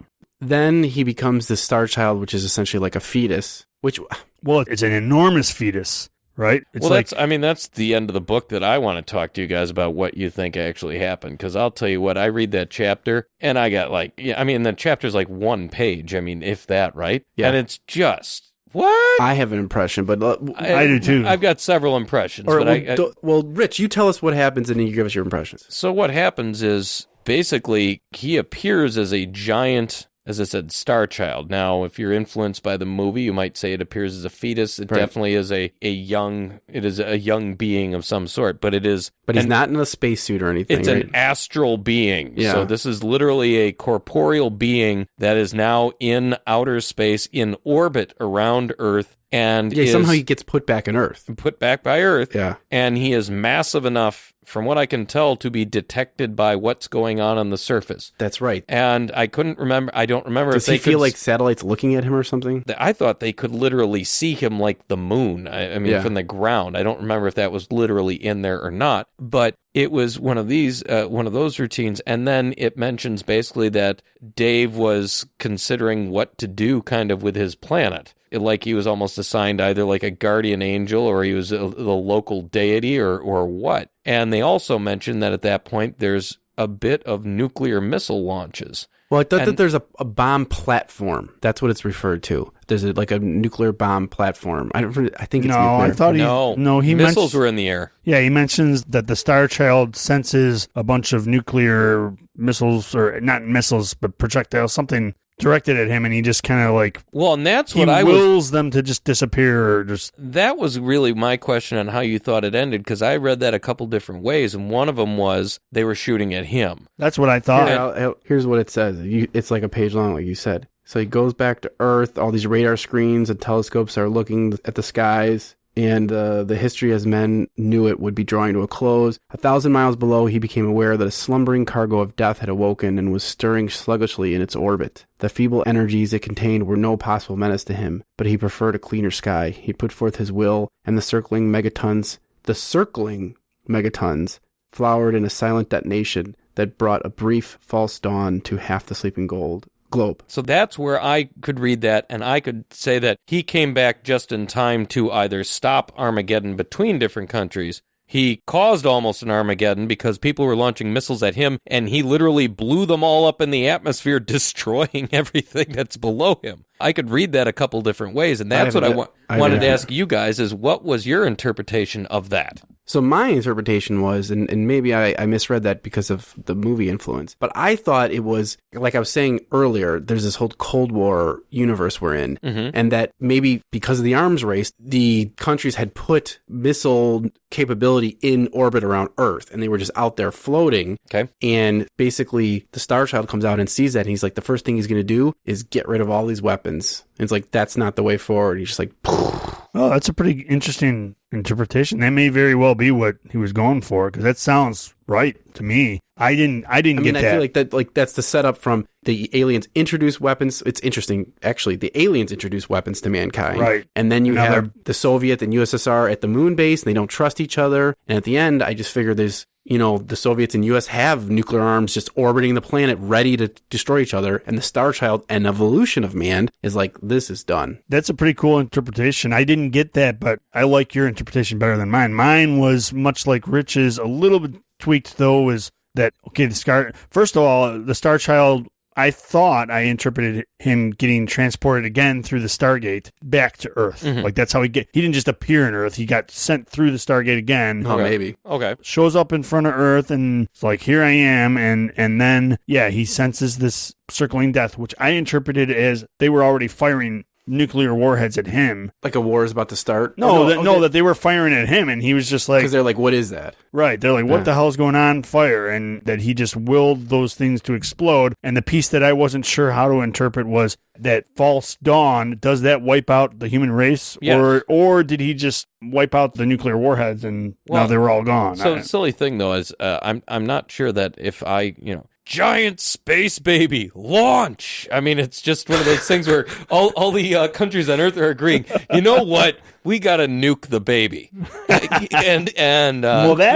That's why I think that Ryan's interpretation makes the most sense to me, because our interpretation, it doesn't really, it's like, it leaves too much to be like, why would that happen? Like, it doesn't really make, the only thing but yours makes sense that he just saw all this, he saw the potential quote unquote death and was like, I'm going to get rid of this stuff. And that makes more sense to the story. Yeah.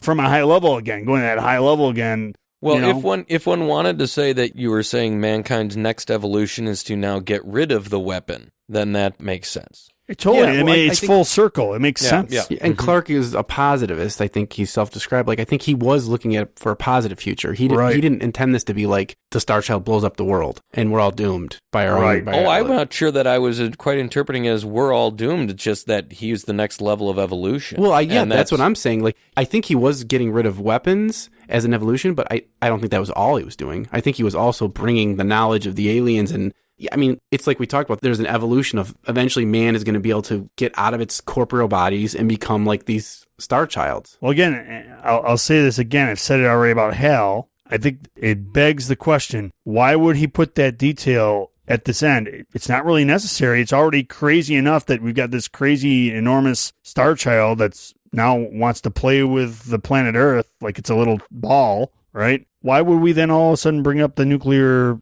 weaponry, right? There's a reason he ingested that into the very end of the book. That's why I feel like... Well, and plus in counterpoint to the man-apes getting a weapon. Exactly.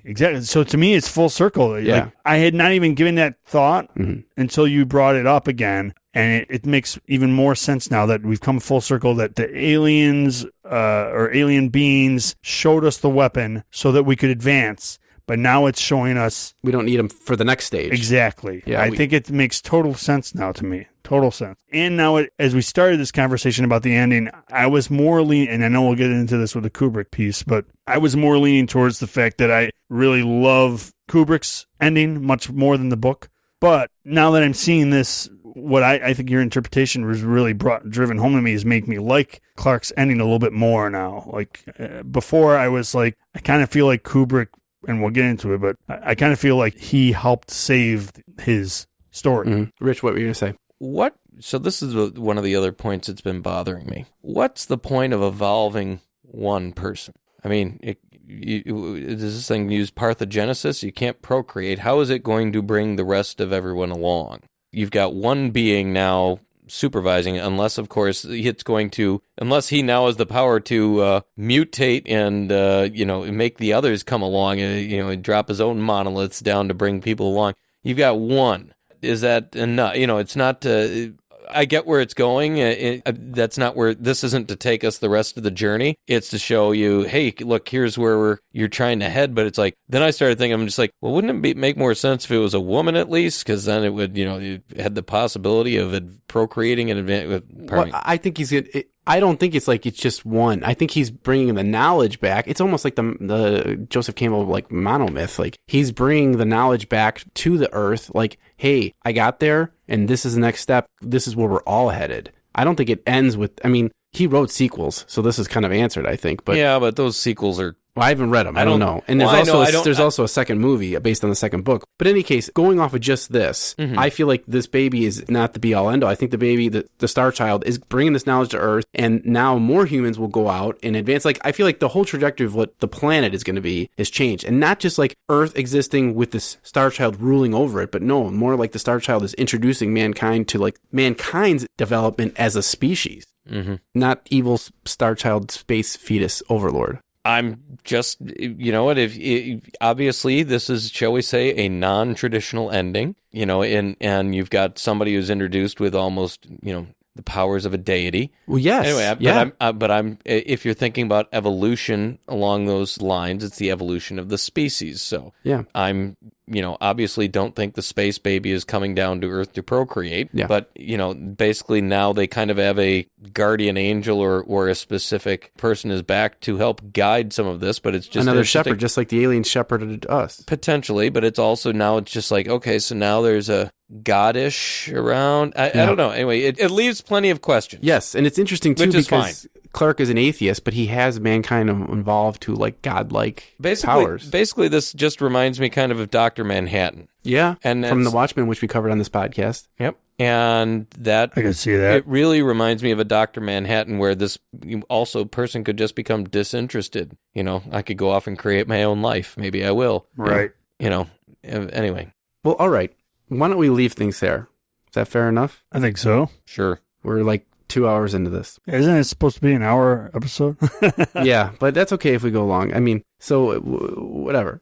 Now let's move on to our final comments and star ratings.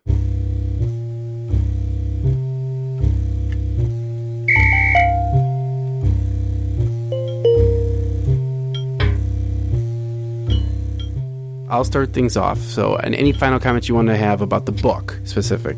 I'm going to give this 4.5 stars. Out of 5. I thought it was an excellent read. I didn't think it was perfect, but there is, like I said, I mean, I don't know, maybe poetic quality is too much, but I just thought it hit poignant notes at all the right places. And as we're talking here about the end, how things circle back, I think it all works on a narrative. It kept my interest. the sentence structure was simple, and yet he's dealing with space travel and all these technical things, and I felt it wasn't just like hand-wavery, like he was well-researched, and he provided like just the right amount of tech to make me kind of dive into this world and make me feel like I was traveling through the solar system, as opposed to reading about traveling through the solar system. You know, I feel like he achieved that. I mean, Clarke feels like a really great balance of science and science fiction. You know, he hits that. And I felt like I was in the hands of a master when I was reading this. I was like, this is good, and I'm not bogged down, I'm not weighed down, and I'm enjoying this story, and it's light and airy, but it has depth to it. But I just felt like it wasn't quite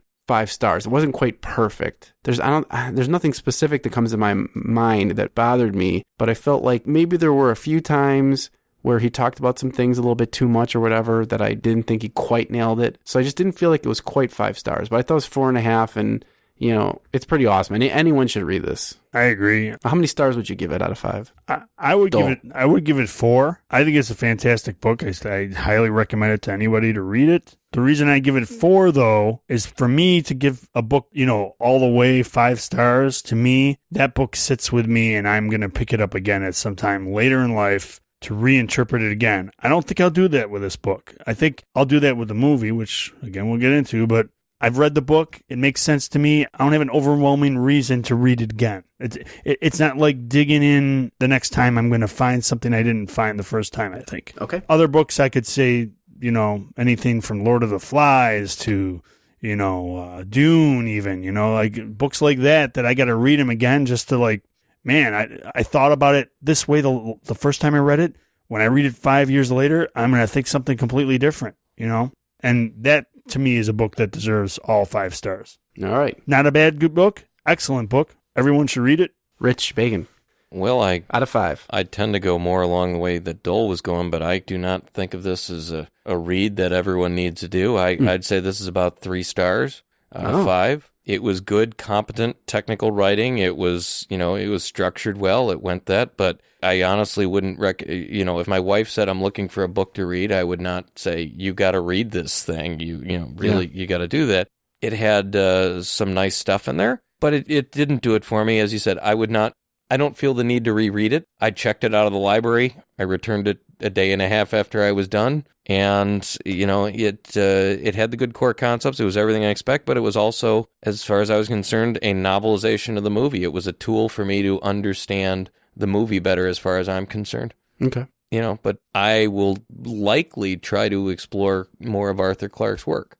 He seemed to be a clear writer and such, so it may lead to more things that way, but the book itself didn't do that much for me. I agree with that. Fair enough. All right. Thank you for joining us on this podcast. Dole, did you want to promote any of your bands or any of the various projects you're involved with? I think the latest iteration is Theurgy. Yeah. So, my new group is Theurgy. We are... How do you spell that? That's THEURGY.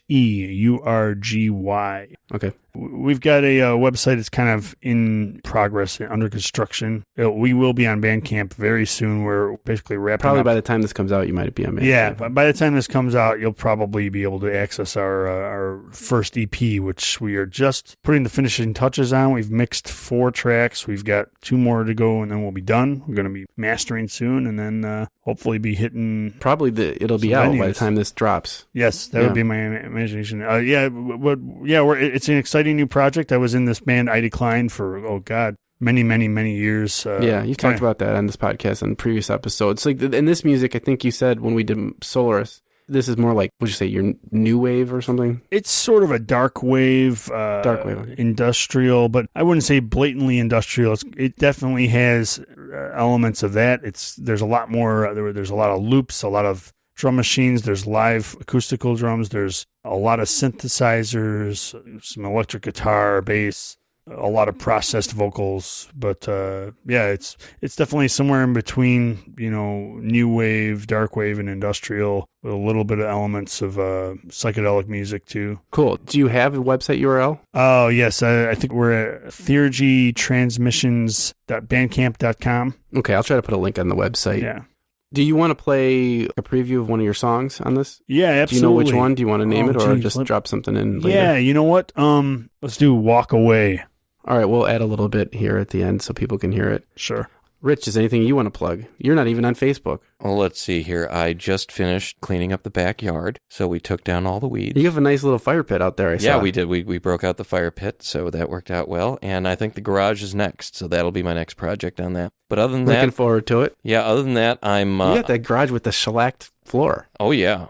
Heated. Don't forget the heated shop lights and all that. But right now we're working on and by we, I mean me, I'm working on getting my Christmas train set kind of already primed. So I have a set that does a helix up a concrete form and then bridges across to another set that Wait, then did you have winds that before? down. No, I built this a couple years back. Wait, was it out last year? No, I haven't put it out. I don't think I've ever seen that. No, well, I haven't put it out since my children would attack this. So, but and what I did... Rich's train, it's an outdoor train, right? Yeah, well, yes, but this is for inside. So basically, I took a Santa Claus hand cart that used to have a trailer behind it pulling an elf with a bunch of presents on it, and I broke off the elf and I attached the Grinch on there with all the presents. Then I put some super-powered magnets on the back of it, and I put the opposite polarity on the Santa Claus. So it looks like Santa Claus effectively pushes the hand cart with the Grinch via magnetism, and it pushes it all the way up the ramp as well as all the way down and such, so it looks like he's chasing him. But I've got to get that back up and rigged. I had some issues with the magnets, so the new magnets have come in. So that'll be my November project, is getting that sucker rigged and figuring out a way to put it in the house without my children attacking and destroying it. Well, if you do get it set up and your children are not attacking it or destroying it, you should take a video of it on your I've phone. got an old video somewhere, but I'll have to get the new one up. I'll put it on the website if you want. I'll do what I can. So there's my project. A little quick video. Or maybe I'll come over and take a video of it. Nothing like yard work and Christmas projects. All right. Well, maybe we'll play Dole's music to the video. There you go. All right. So tune in later in the month when we cover the movie version of this. And until then, you can visit our podcast on the web at www.nodeodorant.com. And you can follow us and write reviews, subscribe to the podcast on Apple Podcast, on Stitcher, on TuneIn Radio, Google Play, all the places you can find podcasts, and even YouTube. The podcasts are broadcast on there as well. So until next time, when we discuss the movie, I'll have us all say good night. Good night, everyone. Good night. Good night. All the world couldn't seem to straighten you out or lock you up. You always seem to find a way out. Tried to hide, I didn't want you cutting my face or torturing me. Things you do are such a disgrace. You drink the blood, you burn the flesh, you just escape, satisfy your only need. A killing spree, I only hope it isn't me. You want for lunch, couldn't we just meet for tea? Instead, say you got this weird disease. For more information on the topics discussed in this episode, or to read our show notes and find us on social media, visit nodeodorant.com. For more information on Ryan Sean O'Reilly and his various works of fiction, visit ryanseanoreilly.com. The theme music for this podcast was written by John Doyle from the band I Decline. You can visit him at i-decline.com. Voiceover for this podcast was provided by me, Margaret O'Reilly. Well, that concludes our episode. We hope you've learned a lot. Again, thanks for listening to our show. And always, always remember, there is no deodorant in outer space.